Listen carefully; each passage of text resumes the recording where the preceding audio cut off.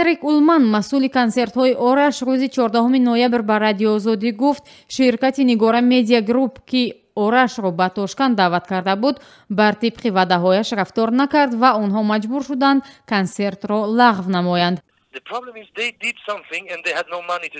пули моро пурра напардохтанд. барои ҳамин консертро лағв кардем. аввалин гурӯҳи мо бояд субҳи шанбе парвоз мекард, аммо пули моро пурра напардохта буданд. мо як нафарро иҷоза намедиҳем ки биравад. гуфт ҳенрик улман ба радиои озодӣ.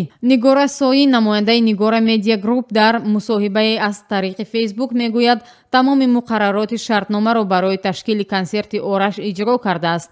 ӯ гуфт $20,000 ки бояд пешакӣ мепардохт ба ҳисоби лозим фиристодааст. аммо ҳенрик улман ба радиои озодӣ гуфт ки нигора медиа групп пайваста онҳоро фиреб медод ва ҳеҷ яке аз ваъдаҳояшро иҷро накард. мушкил он аст ки онҳо кореро карданд вале барои анҷоми он пул надоштанд ва дурӯғ мегуфтанд.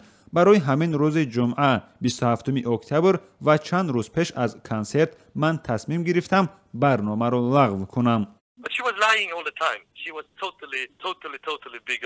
нигора соӣ эътироф мекунад ки дар воқеъ дар пардохти пули консерт аввал мушкил дошт вале ваъда дод ки бақияи пулро баъд аз омадани Овозхон мепардозад. ӯ намояндагони орашро муттаҳам мекунад ки дардашон фақат пул буд ва ваъдаҳои ӯро ба инобат нагирифтанд. қарор буд консерти ораш дар толори истиқлол бузургтарин толори консертии Тошканд баргузор шавад ки 6000 ҷойи нишаст дорад. нигора мегӯяд тақрибан 1000 билет фурӯхта ё даъватнома тақсим кардааст. қимати ҳар билети консерт аз $60 то $250 ташкил медиҳад.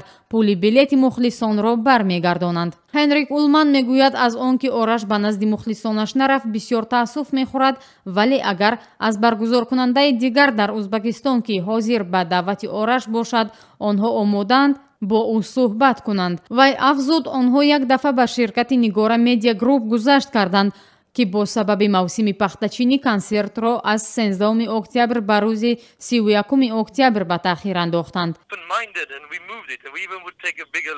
мо ҳеҷ гоҳ дигар бо ин баргузоркунанда кор намекунем. аввал консертро ба таъхир андохтанд, мо чизе нагуфтем, агарчи зарар дидем. чун агар консерт ба таъхир ҳам биафтад, ман бояд пулашро пардозам. дафъаи дуввум гуфтанд ки ба сабаби мавсими ҷамъоварӣ пахта бояд консертро ба таъхир андозем. чун ҳама ба пахтачинӣ рафтанд ва ҳеҷ касе ба консерт намеомад. баъдан ҳамин духтар гуфт ки ман бо шариконам мушкил дорам, барои ҳамин консертро ба таъхир андохтам.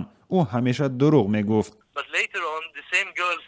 ораш овозхони маъруфи эронии муқими Шветсия дар байни мардуми Осиёи марказӣ ва бахусус Тоҷикистон обрӯ ва мухлисони зиёд дорад. ӯ соли 2007 ба Тоҷикистон омад ва консерташ бемоҷаро набуд. ба сабаби таъхири мусиқанавозони ӯ ва баргузор нашудани консерт дар рӯзи муқарраршуда гурӯҳе аз ҷавонон дар хиёбони наздик ба майдони марказии футболи шаҳри Душанбе мошинеро оташ заданд ва истгоҳҳои автобусро шикастанд. барои ин бетартибӣ чандин нафар ҷазо гирифтанд. консерти ораш рӯзе баъд бо ҳузури 20,000 нафар дар майдони марказии футбол баргузор шуд.